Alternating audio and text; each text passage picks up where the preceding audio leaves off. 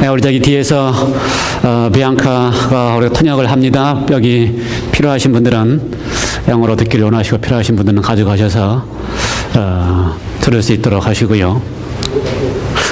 지금 시스템이 잘 돌아갑니까? 영어가 들려요? 기도? 확인해 보시고 안 들리면 다시 조정할 수 있도록 하겠습니다.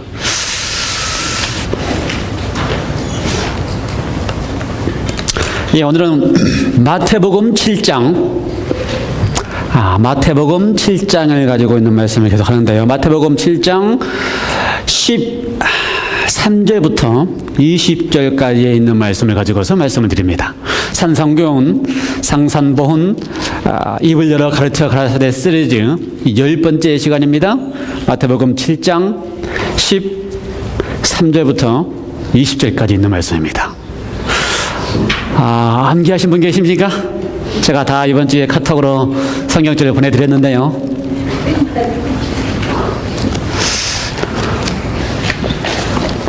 잘 암기하고 계시지요? 다음 주에 우리가 5장, 6장, 7장 암송을 다음 주에 한꺼번에 다 우리가 하기로 했습니다. 한 명의 지원자가 나왔고요. 아직 포기하지 마시고 일주일 더 있으니까 다 암기할 수 있도록 하시기 바랍니다. 마태복음 5장, 6장, 7장입니다. 특별히 오늘은 7장 몇 절부터요? 13절. 몇 절까지요? 20절까지입니다. 13절로 20절. 다 펴셨지요? 한번 다 준비됐습니까? 커다랗게 13절부터 20절까지 보면 두 가지 주제가 거기 등장합니다. 하나는 좁은 문과 넓은 문. 또 한 가지는 뭐요? 열매, 그 다음에 열매에 대한 두 가지 주제가 등장하는데요. 사실은 잘 생각해 봤더니 한 주제였습니다. 한번 살펴보겠습니다. 한번 읽어볼까요? 같이 마태복음 7장 13절부터서. 됐습니까? 같이 읽겠어요. 영어로 읽든지 한국말로 읽든지. 다 준비됐어요? 다 차차 폈어요? 오케이, 됐으면 같이 한번 읽어보겠습니다. 준비됐으면 읽어보겠습니다. 시작. 좁은 문으로 들어가라. 멸망으로 인도하는 문은 크고 그 길이 넓어 그리로 들어가는 자가 많고 생명으로 인도하는 문은 좁고 길이 협착하여 찾는 이가 적음이니라. 15절. 거짓 선지자들을 삼가라. 양의 옷을 입고 너희에게 나오나 속에는 노락질하는 일이야. 그의 열매로 그들 알지니 가시나무에서 포도를 또는 엉겅퀴에서 무화과를 따겠느냐. 이와 같이 좋은 나무마다 아름다운 열매를 맺고 못된 나무가 나쁜 열매를 맺나니 좋은 나무가 나쁜 열매를 맺을 수 없고 못된 나무가 아름다운 열매를 맺을 수 없느니라. 아름다운 열매를 맺지 아니하는 나무마다 찍어 불에 던지우리라. 예. 지난주에는 무슨 말씀 드렸어요? 지난주에는 기억나십니까? 구하라, 찾으라, 두드리라. 구하라, 찾으라, 두드리라고 하신 말씀의 핵심은 무슨 말씀입니까? 구하라, 찾으라, 기도하라, 두드리라는 말씀의 핵심은 기도하라. 그렇죠, 기도하라. 기도를 하는 이유가 뭐 같아요? 지난번에 우리가 기도와 염려에 대한 이야기를 했습니다. 우리가 믿는다고 하면서 염려하면 정말 믿는 게 아니다라는 이야기를 드렸어요. 그렇죠? 진짜 믿으면 염려하지 않는다는 말씀을 드렸습니다. 남들이 우리를 봤을 때 저 사람 뭔가 믿는 것 같다라는 모습이 보여야만 한다. 아무리 어려움이 있다 할지라도 문제가 있다 할지라도 믿음을 나타내 보이기 시작할 때는 그 염려가 다 사라진다라는 이야기를 드렸습니다. 그 6장과 7장을 견틀어서 보면 염려하지 말라라는 이야기를 할 때에 왜 그랬는가? 나는 너의 아버지이기 때문에 하늘 아버지가 모든 것을 책임지기 때문에 염려하지 말라. 그리고 나서 7장에서는 염려하는 대신에 기도하라 그렇게 이야기를 했습니다. 기도하라. 그 다음에 기도를 하면 하나님께서 우리에게 어떻게 하신다? 가장 좋은 것으로 주시는 분이시다. 가장 좋은 것으로 주시는 분이시다. 여러분, 우리가 우리 자녀들에게 좋은 것을 주려고 하지요? 먹는 것부터 시작해서 할 수 있으면 최고의 그에게 가장 좋은 것을 주려고 해야 됐습니다. 예, 왜요? 부모이기 때문에. 그런데 하나님께서 우리가 구할 때마다 우리가 구하는 것보다 더 좋은 것이 무엇인지 아시기 때문에 좋은 것으로 주려고 하신다. 그러면서 결론을 황금률이라고 하는 12절로 결론을 맺었습니다. 그러므로 무엇인지 남에게 대접을 받고자 하는데도 너희도 남을 대접하라. 우리가 내가 어떻게 대접을 받고 있는지를 알면 남을 대접하기가 쉽습니다. 내가 어떻게 대접을 받고 있는지 알면. 내가 어떻게 대접받고 있어요? 하나님께서 나를 대접할 때에 나로 하여금 가장 좋은 것으로 나를 대접하고 있기 때문에 우리로 하여금 그러한 마음으로 남을 대접하도록 그렇게 분부하고 계십니다. 오늘 말씀드리려고 하는 13절부터서의 좁은 문으로 들어가라 라고 하는 이야기입니다. 우리 앞에 두 가지 문이 있습니다. 어떤 문이 있어요? 하나는 좁은 문이 있고요. 또 하나는 어떤 문이 있습니까? 넓은 문이 있습니다. 좁은 문은 뭐고 넓은 문은 뭡니까? 빨리빨리 여러분 다 암송하셨으니까 말씀하십시오. 좁은 문은 뭐고 넓은 문은 뭐예요? 좁은 문은 성경대로 표현하면 어떤 문이고요? 좁은 문이 멸망으로 인도하는 문이 하면 안 되고 다시 좁은 문은 어떤 문이라고요? 생명으로 인도하는 문이고 넓은 문은 멸망으로 인도하는 문이다. 자, 그렇다면 좁은 문은 생명으로 가는 문이고 넓은 문은 어떤 문이라고요? 멸망으로 가는 문이다. 여러분 좁은 문을 열고 가겠습니까? 넓은 문으로 가시겠습니까? 다 알죠? 좁은 문은 어떤 문이고 생명으로 가는 문이고 넓은 문은 멸망으로 가는 문이라면 어떤 문으로 가시겠어요? 당연히 좁은 문으로 가지요. 그런데 왜 성경의 표현에 의하면은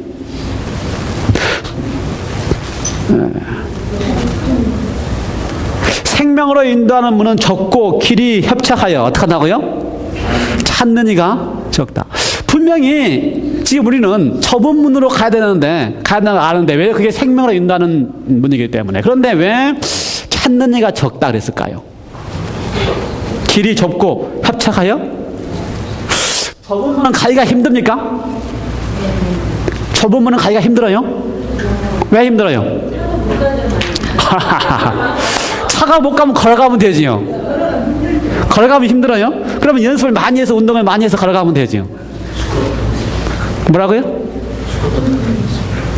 스쿠터 타고 가면 돼요. 맞아요. 길이 작으면. 그럼 돼요. 우리는요, 답은 압니다. 좁은 문으로 들어가면 그것이 생명으로 인도하는 문이라는 것을 압니다. 답은 알아요. 그런데 좁은 문을 가는 것이 힘들다라고 하는 생각을 가지고 있습니다. 우리의 생각을 가지고 있어요. 좁은 문은 무조건 어떻다? 힘들다. 넓은 문은 무조건 어떻다? 쉽고 편안하다. 그런 생각을 가지고 있습니다. 그런데 그거는 사실요, 우리의 대단한 오해고 대단한 착각입니다.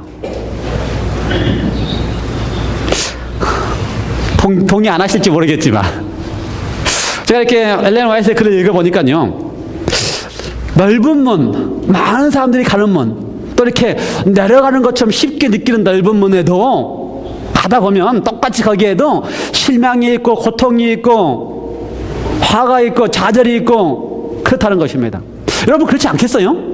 우리가 사는 인생은 하나님을 모르고 살아가는 모든 인생들은 다 그것이 넓은 문처럼 보인다 할지라도 거기에 뭐가 있다고요? 좌절, 절망, 실망, 낭망, 그 다음에 그러니까 우리가 살아가는 삶의 모든 것은 다 그렇다는 것입니다. 넓은 문이 좋은 게 아니에요. 넓은 문이 간다 그래서 거기에 대단한 뭐가 있는 게 아닙니다. 넓은 문으로 간다 할지라도 거기는 뭐라고요? 우리가 살아가는 인생은 다, 그러니까 첫 번째 오해를 첫 번째 잘못 알고 있는 인식을 바꿀 것 중에 하나는 넓은 문은 편안하고 많은 사람이 가기 때문에 좋다, 이 인식을 바꿔야 되는 것입니다. 넓은 문이 그렇지 않아요. 여러분 거기 가봤자 우리가 살아가는 인생은 어떻다고요? 절망과 좌절과 낙담과 그렇다는 것입니다. 반대로 좁은 문이 가기가 힘들고 어렵고 그런가? 우리는 그렇게 생각하고 있어요. 근데 좁은 문 잘 가면요, 그렇지 않습니다. 편해요. 혼자 그냥 잘 가는 길, 어설길 가다가 보면 편해요. 어쨌든 좁은 문이 힘들고 어려운가?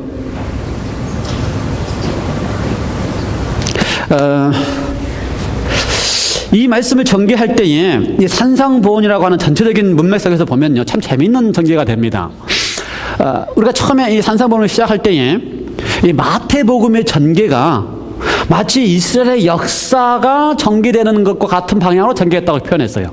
조금 다시 리마인드 시키면 이스라엘 역사가 왜 이스라엘이 애굽에 들어갔어요? 요셉이라고 하는, 그렇죠? 이 애굽에 감으로써 온 이스라엘이라고 하는 야곱의 후손들이 애굽에 살게 되었고, 출애굽한 것처럼 사실 마태복음의 전개는 누구부터 시작합니까? 예수님의 아버지 요셉이 누구를 데리고 왔어요? 예수님을 애굽에 데려갔다가 예수님과 더불어서 애굽에서 나오는 이야기가 마태복음에 전개되고, 애굽에서 나와서 처음으로 하는 경험이 마태복음에 하면 침례고, 침례 받고 나온 경험이 산상보훈입니다. 산상수훈입니다. 가르치는 것입니다. 그래서 전개가 비슷해요. 그런데 이 마태복음 7장 13절부터의 전개는 좁은 문과 큰 문, 넓은 문, 이 전개는 이 이스라엘 역사 가운데서 이제 출애굽도 하고 홍해도 건네고 율법도 받고 율법도 선포한 다음에 어떤 경험이에요? 마지막 모세가 죽기 전에 이스라엘 백성들에게 마지막 호소하는 경험입니다. 거기 보면 어떻게 호소하냐면요, 신명기 30장에 보면은 너희 앞에 생명과 복, 화와 뭐요? 저주가 이렇게 있는데, 그 다음에 말씀하시기를 제발 어떻게 하라? 선택하라. 뭘 선택하라? 생명과 복을 선택하라. 이게 마지막 호소입니다. 모세의 호소예요. 마찬가지로 지금 여기 예수님께서 마태복음 7장에서 넓은 길과 좁은 길을 제시하면서, 좁은 길로 가면 뭐고 생명이고 넓은 길로 가면은 사망이기 때문에 지금 여기는 무슨 말이에요? 제발 어떻게 하라? 생명의 길, 좁은 길을 어떻게 하라? 선택하라 라고 한 제시를 하고 있는 것입니다. 그렇다면 생명의 길을 선택하면 그것이 지금 이 선택은 어디, 선택하라라고 할 때에 선택은 누가 하는 겁니까? 우리가 하는 것입니다. 하나님께서 우리에게 주신 최고의 특권 중에 하나가 선택하는 것입니다. 우리가 무엇을 선택하냐에 따라서 우리의 삶의 모습이 달라지는 것입니다. 결국 우리가 다 살고 난 다음에 우리의 인생을 돌이켜보면 내가 무엇을 어떻게 선택하냐에 따라서 그 사람의 모습이 꼴지어지는 것입니다. 그러므로 예수님께서는요, 제발 잘 선택하도록 우리에게 지금 부탁하고 계시는 것입니다. 그렇다면 좁은 문이라고 하는 선택은 무엇을 의미하는가? 무엇을 의미할까요? 좁은 문으로 들어가라. 그렇지요? 생명으로 인도하는 문은 좁고 길이 협착하여 찾는 이가 적다. 거기 보면 좁은 문이 등장하고 그 다음에 그 길이 좁고 협착하다고 표현했습니다. 문과 길이 등장합니다. 좁은 문, 길. 그렇다면 이 좁은 문과 길이 뭘까요? 어떻게 선택하는 것이 좁은 문과 길인가? 성경에 요한복음에 보면은요, 예수님이 자신을 가리켜서 I am이라고 하는 표현이 여러 가지 등장합니다. 나는 무엇이다. 나는 무엇이다. 그 가운데 오늘 이 문과 길이라고 하는 표현을 중심으로 생각해 보면은 예수님께서 요한복음 10장에 가리켜서 당신을 나는 양의 문이다 표현했습니다. 누가 문이라고요? 예수님이 문이라고 하는 것입니다. 그 다음에 요한복음 14장에 가면 나는 뭐라고 표현했어요? 나는 길이요, 진리요, 그 다음에 뭐라고요? 생명이다. 그러므로 오늘 좁은 문이 무엇일까? 어디로 가는 것이 좁은 길인가? 좁은 문인가? 이렇게 고민하지 말고 여기서 지금 문과 길을 이야기할 때에 좁은 문, 좁은 길 무엇이냐? 성경의 표현에 가면 뭐라고요? 문도 예수님이고 길도 예수님이다. 그렇다면 좁은 문, 좁은 길로 들어가라고 했을 때에 그 이야기는 무슨 이야기입니까? 우리가 가는 모든 길에 있어서 우리의 선택의 모든 선택에 있어서 거기에 바로 누가 있느냐? 예수님이 있느냐?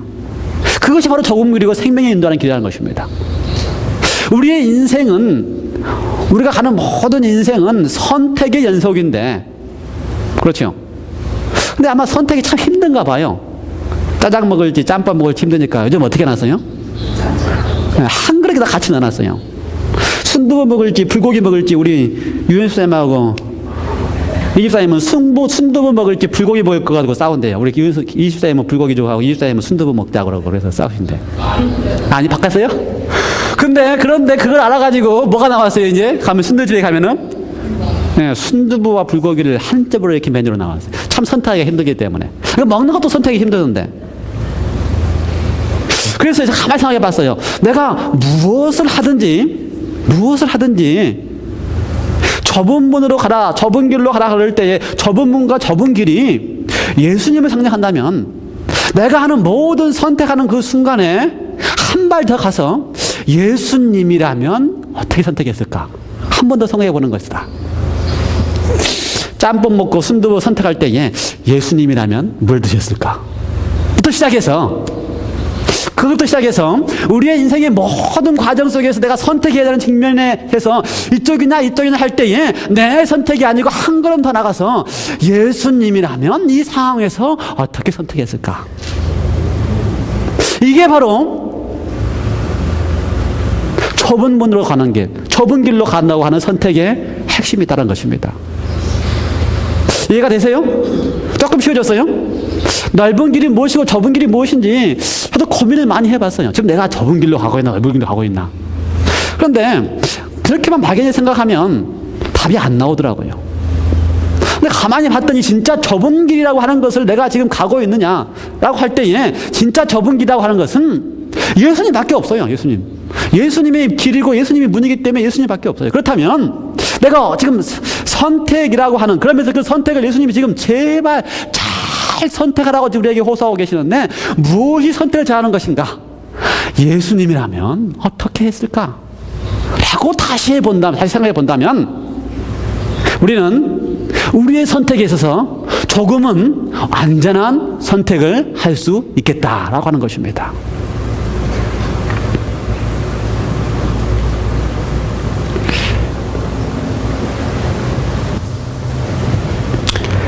이해가 되셨어요? 예수님이라면 어떻게 했을까?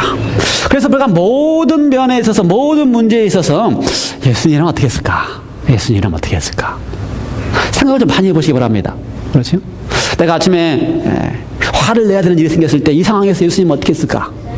내가 그렇죠?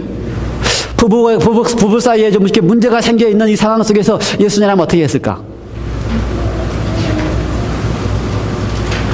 그 다음에요, 한 걸음 더 나가면요, 좁은 문으로 선택하는 것이 예수님이라면 어떻게 했을까 하면서 선택한 것이, 우리는 좁은 문으로 가면 그것이 어떻게 생각합니까? 어렵고 힘들고 길이 협착해서 어렵다 생각하는데, 예수님이라면 이렇게 선택했을 것이다라고 한 간 길이 반드시 그러기만 할 것인가? 저는 꼭 그렇지 않다 생각을 해요. 제가 많이 쓰는 표현 중에 행복한가 라는 이야기를 많이 합니다. 지금 내가 이렇게 하는 것이, 이렇게 선택하는 것이 나를 행복하게 한 것인가? 지금 이것이 나에게 행복을 갖다 주는가? 제가 그런 이야기를 많이 드리는데요, 예수님이라면 이렇게 하셨다라고 하는 것이라면 저는 그것이 정말 행복을 줄 거라고 생각을 합니다. 그렇게 믿어요, 제가. 근데 행복에는요, 두 가지의 행복이 있습니다. 지금 제가 그동안은 늘 우리 교인들한테 제가 개인적으로 이야기하면서도 그 상황에 있는 것이 행복한가? 그것이 그렇지 않다면 행복적으로 선택해서 가는 것이 옳다라고 이야기를 많이 드렸는데, 가만히 보니까요, 행복도 두 종류의 행복이 있습니다. 그렇죠? 모든 사람들이 다 행복을 추구합니다. 특별히 요즘에 뭐가 유행한다 그래요? 뭐가 더 황혼이혼이라고 하는 말 들어보셨습니까? 황혼이혼. 60이 넘어서 70대 돼가면 이제 그 이혼 비율이 많이 늘어났대요. 특별히 한국 여성들이요, 내가 지난 60년 동안 남편 수발하고 자녀 수발하고 살았는데 내가 지금까지 이렇게 살아, 60 넘고 70대 가서도 지금 이렇게 남편 수발 두고 살아야 되느냐? 나도 뭘 하겠다? 내 행복을 찾아서 가겠다. 이렇게 생각하기 때문에 황혼 이혼이 늘었다고 이야기를 해요. 그런데 그게 행복인가?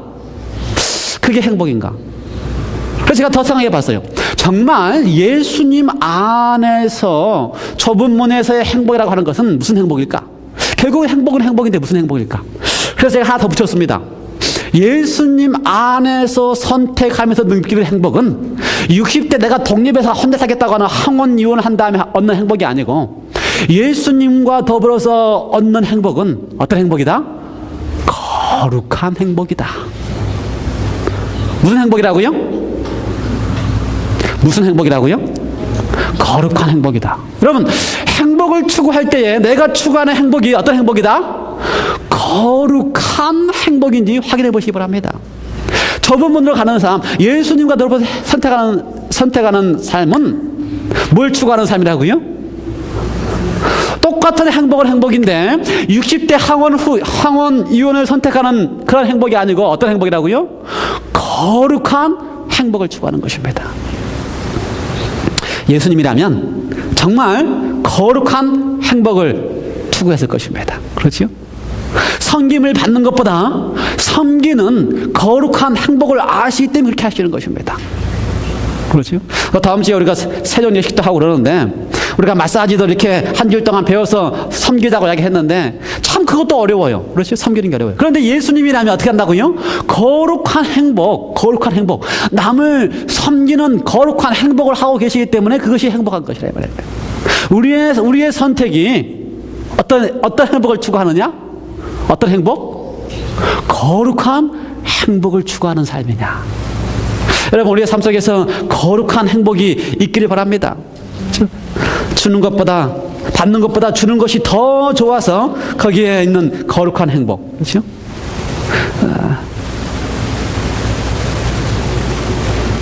용서해 주는 것이 더 행복하기 때문에 거기에 있는 거룩한 행복. 사랑을 받는 것보다 사랑하는 것이 더 행복하기 때문에 더 거룩한 행복. 그래서 우리는 그냥 작은 의미의 행복이 아니요, 예수님처럼 거룩한 행복을 추구하는 그 길이 바로 좁은 길이다. 그래서요, 좁은 길로 가는 것이 참 더 좋은 것 같아요. 왜요? 뭘 느끼기 때문에? 거룩한 행복을 맛보는 삶이기 때문에. 그렇죠? 거룩한 행복을 맛보는 삶이기 때문에. 근데 그거는 그냥 되는 게 아니고요, 거룩한 행복을 맛보야지만 행복을 아는 것입니다. 제가 이렇게 어느 분의 설교를 듣는데 그분이 이렇게 이 학생들을 데리고 전도를 하는데 그냥 노방 정도가 아니고 발 씻어주기 전도를 했대요. 발 씻어주기 전도. 발 씻어주기 전도를 했더니 그냥 노방 전도는 그거는 식은죽 먹기 전도를 합니다. 나가가지고 그냥 아무한테나 그냥 우리가 말하는 뭐 씨 뿌리기 전도 이렇게 나누어 주는 거, 그건 진짜 식은죽 먹기래요. 그런데 무슨 전도를 하기로 결심을 했다고요? 발 씻어주기 전도. 근데 발 씻어주기 전도를 하기로 결심을 하고 한 지역에 가서 그곳에 있는 사람들에게 모두 발을 다 씻어주면서 전도를 했더니 거기는요, 노방 전도제 하나 주는 전도보다 발 씻어주는 전도를 했더니요, 그 아이들이 얼마나 많이 바뀌고 변화되는지 놀라운 경험을 했다는 것입니다. 그게 뭐예요? 그게 거룩한 행복입니다. 거룩한 행복. 똑같은 전도인데 발 씻어주기 전도. 여러분, 우리가 발 마사지 하기로 시작했는데 이거 정말 거기에서 우리가 거룩한 행복을 맛보지 못하면 할 수 없는 겁니다. 거기에서 거룩한 행복이 맛보져야지만 남을 섬기고 남을 도와주고 남에게 정말 이렇게 섬기면서의 기쁨이 맛보여져야지만 할 수 있는 거룩한 행복. 예수 그리스도라면, 예수님이라면 거룩한 행복을 위하여 그렇게 했을 것이다 라는 생각이 듭니다. 거룩한 행복을 추구하면요, 그렇죠? 우리의 삶에서 좁은 길, 예수님 중심의 선택을 하는 거룩한 행복을 추구하면요, 그 결과가 제가 보기에는 15절부터 나오는 열매입니다. 열매. 제가 그래서 좁은 길과 열매가 따로 있는 게 아니라는 것을 제가 알게 되었어요. 좁은 길, 거룩한 행복을 추구하는 예수님 중심의 선택을 하기 시작하면 그 결과가 뭐라고요? 우리의 삶에서 열매다. 열매. 자, 언제 이번에는 열매 얘기를 좀 하겠습니다. 열매 그러면 과일, 그 나무에서 열매가 맺는데요. 지금 여기 전개는 뭡니까? 좋은 나무에서는 무슨 열매를 맺고? 좋은 열매를 맺고, 나쁜 열매에서는 무슨 열매를 맺는다? 나쁜 열매를 맺는다. 이게 전개입니다. 그러면서 지금 여기에서는 선지자들에 대한 이야기를 했습니다. 선지자. 그렇죠? 선지자. 선지자가 뭡니까? 선지자가 뭐예요? 선지자. 예, 하나님의 말씀을 받아서 전해주는 사람이 선지자입니다. 그렇죠? 제사장은 백성들을 하나님 앞에 이렇게 알려주는 사람이 제사장이고, 선지자는 하나님께서 받아서 전해주는 사람이 선지자입니다. 지금 여기 선지자라고 하는 이야기를 전개할 때는 첫 번째는요, 그냥 말씀 그대로 어떤 선지자가 있다? 거짓 선지자가 있다. 어떤 선지자? 양의 탈만 쓰고 속은 뭐는 이리와 같은 거짓 선지자가 있다. 지금 시대가 마지막 때가 가까우면 가까울수록 뭐가 있다고요? 거짓으로 잘못 가르치면서 하나님께로부터 왔다고, 기별이 왔다고 전하는 거짓 선지자들이 많이 있다고 하는 사실입니다. 그런데 성경의 전개에 의하면 그것을 판단할 수 있는 것은 무엇이다? 그들이 가르치는 기별이냐? 아니면 무엇이냐? 그들이 사는 삶이냐? 그렇죠. 답은 뭡니까? 기별입니까? 삶입니까? 네, 삶. 그들에서 살고 있는 삶의 열매가 정말 올바로 잘 맺혔는가 하시다에 따라서 그 기별이 하나님께서 온 기별인지를 판단할 수 있다. 여러분, 그래서요, 선지자라고 하는 이야기를 누군가 하거나 들을 때마다 그 사람의 삶이 어땠는지를 먼저 파악하시기 바랍니다. 우리 제주 안식 예수 예림교회가 랜디 와이스 선지자라는 이야기를 많이 쓰는데, 무조건 쓰기 전에 그분의 삶이 어땠는지, 그분의 삶의 열매가 어땠는지를 확인할 필요가 있습니다. 다음에 제가 시간에서 한번 해보기로 하고요. 그것이 지금 기별의 핵심입니다. 그런데 선지자라고만 국한하면 우리하고 영 동떨어진 것 같아요. 나는 선지자도 아니고, 나는 일인지 양인지 모르지만 그것도 아닌 것 같아요. 그래서 좀 더 우리의 것으로 압축하기 위해서요, 우리 모두가 다 선지자다. 동의합니까? 안 하시면 안 되는데. 왜 선지자느냐? 첫 번째, 그리스도인이라고 하면요, 그리스도인이라고 여러분 다 하지요? 여러분을 가르쳐서 그리스도인이라고 하는 것은 뭡니까? 그리스도의 빛을 받은 사람이 그리스도인입니다. 그렇죠?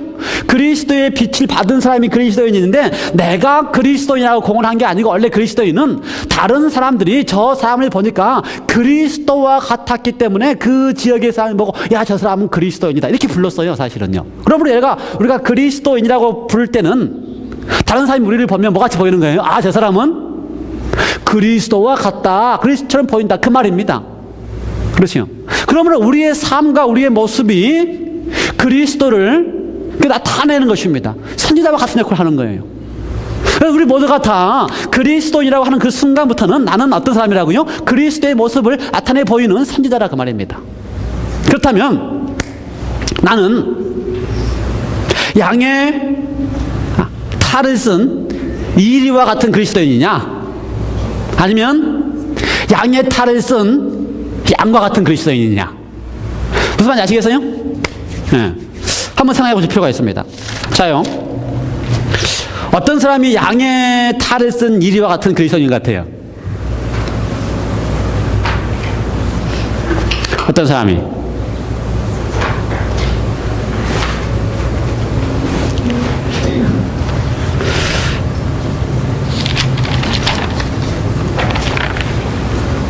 양의 탈을 쓴 이리와 같은 그리스도인. 참 우리 모두가 다요, 교회 와가지고 화내는 사람 없지요? 교회 와가지고 다 그냥 저도 이렇게 딱 양복 입고 있으니까 그럴싸하게 보이잖아요. 제가 일주일 동안 일할 때는 험합니다. 그런데 그리스도인의 모습은요, 교회에 앉아있을 때만이 그리스도인이 아니고, 어느 때가 그리스도인이라고요? 우리의 삶 자체가 다 그리스도인입니다. 그러므로 누군가가 나를 보고, 아, 저 사람은 정말 그리스도인 같다, 양복을 입고 있거나 교회에 앉아있기 때문에 그리스도인 같은 게 아니고, 저 사람은 그냥 살아가는 삶을 봐도 그리스도인 같다 그래야지만 그 사람은 어떤 사람이라고요? 양의 탈을 쓴 양과 같은 그리스도인이에요. 근데 교회에서는 그리스도인 같은데 집에 가서는 어떻게 해요? 전혀 그리스도인답지 않는 모습으로 화를 내거나 소리를 지르거나 신경질을 내거나 문제가 많다면 그 사람은 어떤 사람이라고요? 양의 탈은 다 써서 겉은 그리스도 같은데 속은 어떻다고요? 이리라 라고 하는 것입니다. 이해가 되세요? 그러므로 지금 우리에게 하시고자 하시는 말씀은, 먼저 내가 어떤 그리스도인인가를 인식하는 것입니다. 여러분이 양의 탈을 쓴 이리 같은 그리스도인이라고 말씀드리면 안 되고, 내가 내 모습을 보고 내가 지금 어떤 그리스도인인가 한번 고민하시라는 것입니다. 한번 물어보세요, 집에 가셔가지고. 와이프한테 조용히 심각하게, 여보, 내가 진짜 그리스도인 같은 그리스도인 같아? 내가 진짜 당신이 보기에 내가 진짜 그리스도인 것 같아? 그래갖고 또 집에 가서 부부싸움 하지 말고, 안 그랬다고 이야기했다고 내가 화나가지고 당신이 어떻게 그럴 수 있냐고 부부싸움 하지 말고. 왜냐면요, 우리가 그리스도인이라고 하는 것은 교회에 앉아있거나 또는 우리가 이렇게 교회 이야기를 하고 있거나 그럴 때만이 그리스도인이 아니고 우리의 삶 전체에서 그리스도인의 모습이 되어야 되기 때문에 그렇다는 것입니다. 그래서요,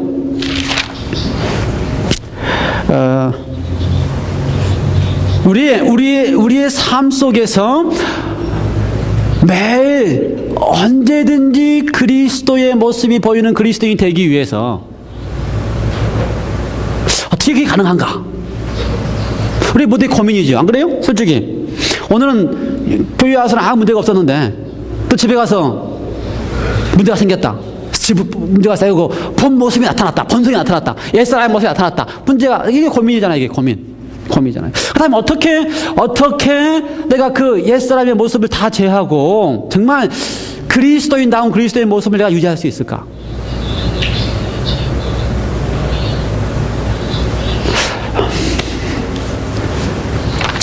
엘렌 화이트는 이걸 전개하면서요, 전쟁이다, 싸움이다 이렇게 표현했습니다. 전쟁이다, 싸움이다. 근데 이 전쟁과 싸움이 어디에 있는 전쟁과 싸움이냐? 우리의 마음속에 있는 전쟁과 싸움이다. 우리의 마음속에 전쟁이 있다고 하는 것입니다. 싸움이 있다고 하는 것입니다.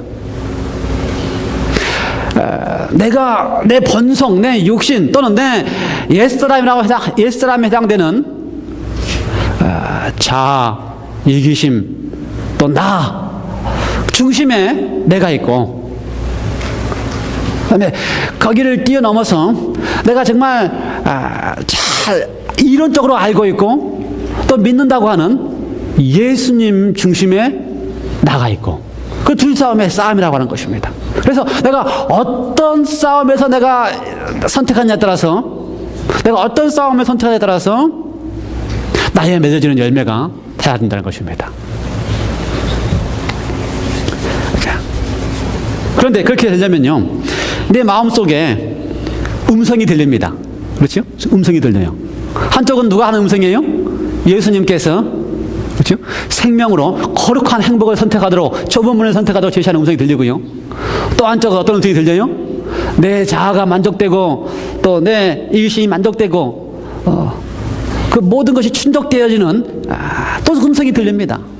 그런데 문제는 그 두 음성을 잘 구분해야지만, 분별할 수 있어야지만, 어떤 것이 누구의 음성인지 구분할 수 있어야지만 어떻다고요? 올바른 열매를 맺을 수 있다는 것입니다. 근데 예수님은 그렇게 말하면서 뭐라고 표현했냐면요, 양은 목자의 음성을 안다라고 표현했습니다. 양은 목자의 음성을 안다라고 표현했어요. 우리 모두가 다 그리스도인이라고 공언하는 그리스도인인데, 과연 내가 목자이신 예수님의 음성을 알고 기억하고 있는가? 그래서 내 속에서 거룩한 행복을 추구하도록 호소하는 예수님의 음성을 내가 알 수 있는가? 아니면 내가 그거를, 예수님의 음성을 내가 모르고 살아왔기 때문에 어떻게 해요? 내 자아가 선택되어지는 그 음성에 혹시 내가 더 빨리 반응하고 있는가? 그렇다면 나는 지금 예수님의 음성을 알고 있는가? 어떻게 하면 예수님의 음성을 알 수 있을 것 같아요? 어떻게 하면 예수님의 음성을 알 수 있을 것 같아요? 예수님은 일주일에 한 번씩 와서 설교 듣고 가면 예수님의 음성을 알 수 있을 것 같아요? 일주일에 한 번 설교 듣고 가면 제 음성도 잘 기억 못합니다. 그렇다면 어떻게 예수님의 음성을 알 수 있습니까? 우리가 기도하면 예수님의 음성을 알 수 있을 것 같아요? 뭐 그럴 수 있어요. 근데 우리가 음성을 안다라고 하는 것은 얼마만큼 밀접한 관계가 있느냐에 따라 달라집니다. 그렇죠? 얼마만큼 밀접한 관계가 있냐에 따라서 그 음성을 분별할 수가 있습니다. 여러분, 우리가 주님과 얼마만큼 밀접한 관계가 있습니까? 주님을 얼마만큼 많이 사랑하고 계십니까? 주님과 얼마만큼 많은 시간을 투자하고 싶어 하십니까? 거기에 따라서 우리가 주님의 음성을 아느냐 모르느냐가 판단한다는 것입니다. 우리가 주님의 음성을 알기만 하면, 내가 거기에 시간을 많이 투자하고 예수님이 좋게만 하면 그 안에서 우리는 우리의 모습이, 우리의 열매가 예수님께서 원하시는 열매로 나오게 되어 있다는 것입니다.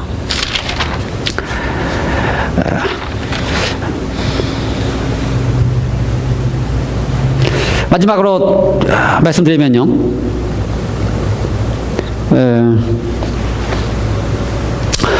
우리 최 집사님께서 자주 쓰시는 표현 가운데, 자주 우리에게 어려움을 주는 질문 가운데 구원받았느냐라는 질문을 합니다.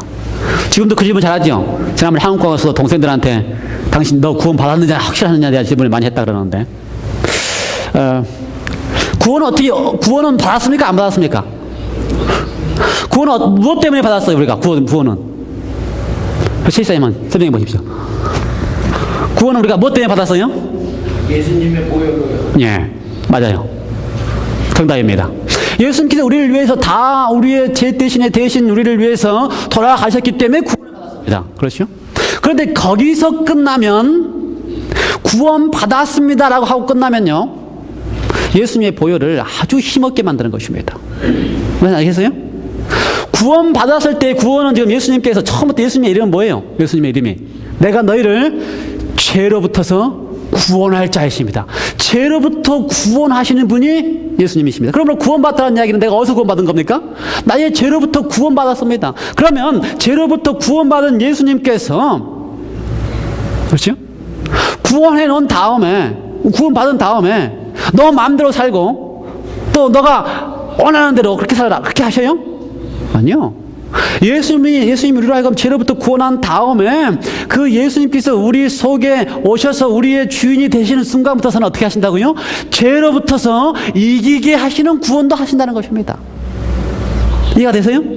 그러니까 죄로부터의 구원으로 끝나는 게 아니고, 죄로부터 구원받은 사람들은 그 현장에서 가늠하다 잡혀온 여인에게 죽는 순간에 어떻게 했어요? 죽지 않도록 구원하셨습니다. 그렇죠? 그래서 그 여인은 돌 맞아 죽으려고 하다가 안 죽고 살아났어요. 그 다음에 어떻게 했어요? 그 구원받은 여인에게 가서 다시는 죄를 범치 말라고 보낼 때에, 너 가서 다시는 죄 범치 마, 그렇게 하신 게 아니고 어떻게 하셨다고요? 가서 다시는 죄를 범치 않을 수 있는 예수 그리스도와 함께 살아가는 구원이 무엇인지를 알게 하시고 보냈다 이 말입니다. 그래서요, 구원받았냐 하는 것은 내가 예수님으로부터 십자가로 구원받았다고 끝나는 게 아니고, 예수님이 나를 십자가로 구원하신 다음에 그 예수님이 내 마음속에 이제는 주인으로, 내 마음속에 왕으로 임재하셔서 내 속에서 사시고 계시기 때문에 내가 구원받은 사람으로의 삶으로서 이루어나가는 것입니다. 그것이 바로 뭐라고요? 그것이 거룩한 행복을 경험하는 좁은 문을 선택하는 삶이고, 그것이 바로 예수님과 더불어서 어떻게 하는 거라고요? 열매 맺고 살아가는 삶입니다. 그래서 예수님은 그걸 표현할 때 뭐라고 표현했습니까? 포도나무가, 가지가 포도나무에 붙어 있으면 열매를 맺는다. 그래서요, 그리스도인의 신앙은 한 번 구원받고 끝나는 게 아닙니다. 그렇죠? 그리고 그리스도인의 신앙은 나는 구원받았다고 믿습니다라고 끝나는 게 아닙니다. 그리스도인의 신앙은 나는 구원받았다고 믿습니다 하는 그 순간에 그 구원하신 하나님 예수님께서 내 속에 임재하셔서 내 매일의 삶 속에서 나를 어떻게 하신다고요? 매일 구원하시는 것을 내가 믿습니다라는 것까지 포함되는 것입니다. 아시겠어요? 실패합니다. 아마 또 넘어질 것입니다. 제가 넘어지지 않는다는 얘기를 하는 게 아니에요. 또 화가 날 수도 있고요, 또 소리 지를 수도 있고요, 또 넘어질 수 있습니다. 그러나 믿습니다라고 하는 사람은요, 어떻다고요? 내가 예수 그리스도로 인하여 믿습니다라고 하는 사람은요, 7번 넘어지더라도 어떻게 한다고요? 다시 그리스도와 더불어서 일어나서 내가 다시 당신의 능력으로 그렇게 하지 않겠다고 하고 하는 것이 바로 의인이라고 성경에 표현되어 있는 것입니다. 그것이 바로 좁은 길을 선택하는 거룩한 행복을 추구하는, 그 결과 열매를 맺는 그리스도인의 삶인 것을 기억하시기 바랍니다. 그래서요, 같은 표현 가운데 골로새서 1장 20절에서는 이렇게 표현했습니다. 내 속에서 능력으로 역사하시는 이의 역사를 따라 힘을 다해 수고한다. 여러분, 예수님께서 우리를 십자가로 구원하셨던 그 구원뿐만 아니라 이제는 내 속에서 어떻게 하신다고요? 능력으로 역사하고 계시는 분이 계신다는 사실을 믿으시기 바랍니다. 이것을 믿는 것이 믿음이에요. 그래서요, 내 속에서 능력으로 역사하시기 때문에 내가 그 능력으로 역사하시는 그분 때문에 내 삶이 어떻게 한다고요? 바뀌어지고 변화져서 나도 모르게 열매가 맺어지는 삶. 그 삶이 바로 그리스도인의 삶이라는 것입니다.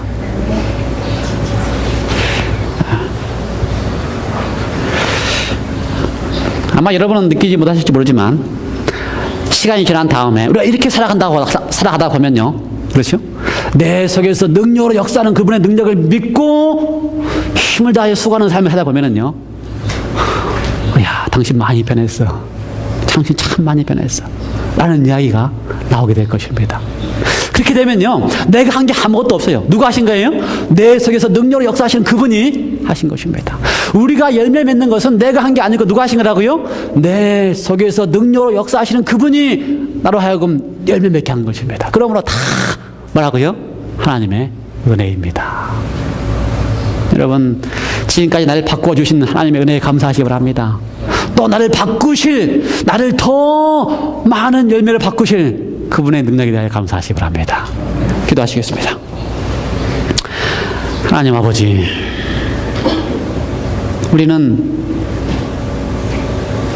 무엇이 생명인지 압니다. 그런데 그것이 선택하기가 참 어렵습니다. 우리의 매일의 삶 속에서 예수님 당신 자신이 좁은 문이요 좁은 길이십니다.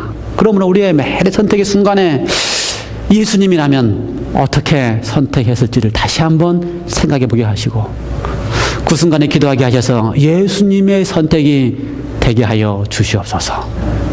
그래서 우리가 추구하는 행복이 그저 세상 사람들이 추구하는 행복이 아니요, 우리가 추구하는 행복이 거룩한 행복이 되게 하여 주시옵소서.